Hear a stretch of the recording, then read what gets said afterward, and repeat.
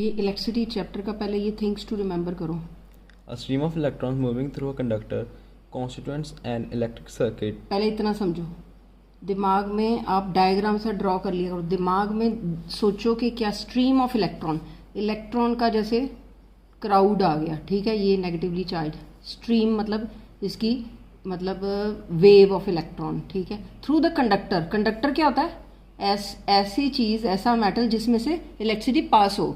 तो अब क्या हो रहा है? Stream of electron moving through conductor constitute an electric current. तो आपको पता है इलेक्ट्रिसिटी किस में से पास होती है? अभी आपने बताया कॉपर वायर से। तो ये कॉपर वायर क्या है?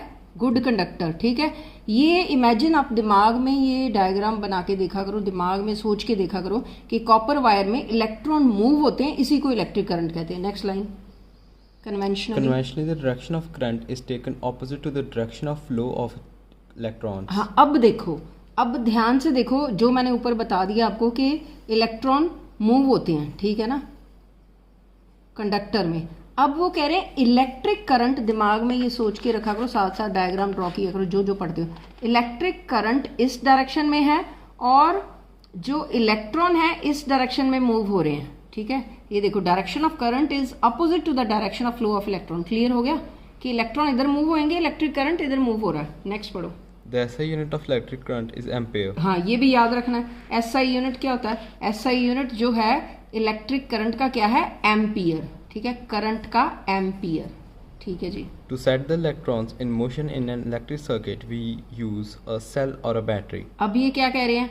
Set the electrons in motion, कि इलेक्ट्रॉन्स को अगर चलाना है, मूव करना है इलेक्ट्रिक करंट में, तो हमें उसके लिए एक सेल या बैटरी चाहिए। सेल डालते हैं ना हम किसी भी चीज़ में, इलेक्ट्रिक अप्लायंस में, ठीक है, बैटरी भी कहते हैं उसको, ये डालनी पड़ती है। ये क्यों डालते हैं बैटरी? अगर आपको उल्टा क्वेश्चन आ जाए कि why we use the battery और cell in any electric appliance to move the electrons, तो इलेक्ट्रॉन्स मूव होंगे तो इलेक्ट्रिक करंट चलेगा, और इलेक्ट्रिक करंट और इलेक्ट्रॉन की डायरेक्शन अपोजिट होती है। Next line. A cell generates a potential difference across its terminal. It is ठीक है, measured in volts. वोल्ट्स में क्या होता है? पोटेंशियल डिफरेंस, और इसका जो साइन है, सिंबल है, वो V है, ठीक है। Cell generates potential difference, generate मतलब बनाता है, तो सेल जो है वो पोटेंशियल डिफरेंस बनाता है अक्रॉस इट्स टर्मिनल, ठीक है। तो इसको वोल्ट्स में मेजर करते हैं। Then Resistance is property that resists the flow of electrons in a conductor. हाँ, तो रेजिस्ट होता है उसको रोकना। Resistance is the property that resist, रोकती है फ्लो ऑफ इलेक्ट्रॉन को कंडक्टर में, तो उसको रेजिस्टेंस कहते हैं। It controls the magnitude of current. हाँ,